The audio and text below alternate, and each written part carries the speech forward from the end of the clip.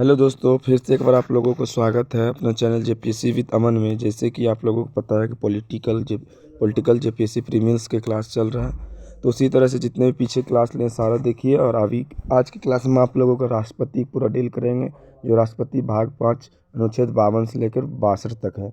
ये आप लोगों को याद रखना। अनुच्छेद की पूछता है कि राष्ट्रपति का अनुच्छेद कितना है, तो आपको याद रखना अनुच्छेद 52 से 62 तक। ठीक है, ये आप लोग इंपॉर्टेंट एक एक करके सबको डील करेंगे, जो आपके लिए हर कंपटीशन में तो इम्पोर्टेंट है, लेकिन ये जेपीएससी और झारखंड पुलिस के लिए बहुत ज़्यादा इंपॉर्टेंट है। ठीक है, उसी से पूछा जाता है। ठीक है, चलिए अनुच्छेद 52 देखते हैं। इसमें कहा गया है कि भारत का एक राष्ट्रपति होगा जो कि कार्यपालिका का शीर्ष प्रधान होगा। मतलब राष्ट्रपति जो होते हैं वो कार्यपालिका प्रधान होता है। ठीक है, नेक्स्ट देखिए अनुच्छेद 53 क्या कहता है। संघ की कार्यपालिका शक्ति राष्ट्रपति में निहित होती है। मतलब संघ का जो कार्य शक्ति होता है वो राष्ट्रपति पास होता है, और उसका प्रयोग राष्ट्रपति अपने अधिकार को प्राप्त करने के लिए कर सकता है। ठीक है, नेक्स्ट देखिए अनुच्छेद 54। इसमें राष्ट्रपति का निर्वाचन होता है। तो राष्ट्रपति का निर्वाचन कौन करता है? तो राष्ट्रपति का निर्वाचन एक निर्वाचक मंडल द्वारा होगा, और संसद के दोनों सदनों के निर्वाचित सदस्य द्वारा होगा। फिर राज्य विधानसभाओं में निर्वाचित सदस्य के द्वारा होगा। फिर इसके अलावा केंद्र शासित प्रदेशों में पांडुचेरी और दिल्ली विधानसभा के निर्वाचित सदस्य निर्वाचन मंडल में शामिल होंगे। नेक्स्ट देखिए कि निर्वाचन मंडल में राष्ट्रपति या राज्यपाल के द्वारा मनोनीत सदस्य जो होते थे वो सदस्य नहीं लेते अब भाग। ठीक है, इसे एंग्लो इंडियन जो भागीदारी था 2020 से हटा दिया गया। ठीक है, ये याद रखिएगा। ठीक है, अनुच्छेद 55 देखिए।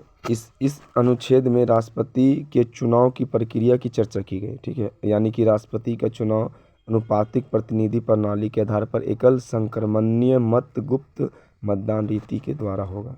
ये आपका अनुच्छेद 55 कहता है। और अनुच्छेद 56 कहता है राष्ट्रपति का कार्यकाल। राष्ट्रपति कितने कार्यकाल करते हैं? 5 साल के। अगर ये पूर्व निर्वाचन होंगे तो ये 5 साल के अंदर दे सकते हैं। अगर ये अपना त्यागपत्र किसको देंगे? तो राष्ट्रपति को। और इसे कौन, उसे उपराष्ट्रपति को। इसको हटाता कौन है? महाभियोग या तो मृत्यु होगा तब भी हट जाएगा।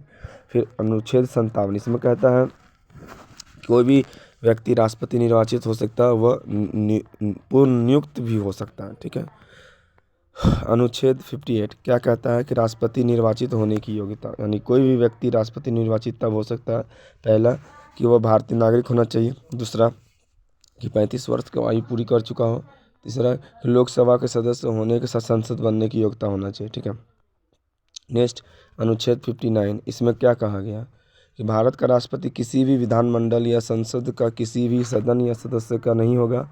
यदि इस प्रकार का कोई भी सदस्यता ग्रहण नहीं करता है तो उसकी सदस्यता से राष्ट्रपति को पद त्याग देना होगा। ठीक है, राष्ट्रपति विधि द्वारा निर्धारित वेतन भत्ता और शासकीय आवास का 71 होता है। ठीक है, नेक्स्ट देखिए राष्ट्रपति की उपलब्धियां और वेतन भत्ते पदावली के दौरान कम नहीं किए जा सकते हैं। ठीक है, नेक्स्ट देखिए अनुच्छेद 60 राष्ट्रपति का शपथ ग्रहण।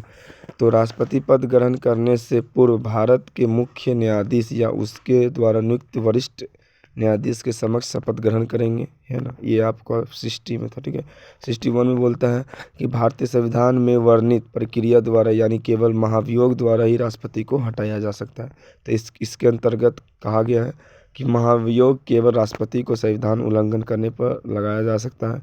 दूसरा, संसद के किसी भी सदन में राष्ट्रपति पर संविधान उल्लंघन का महाभियोग भी लगाया जा सकता है।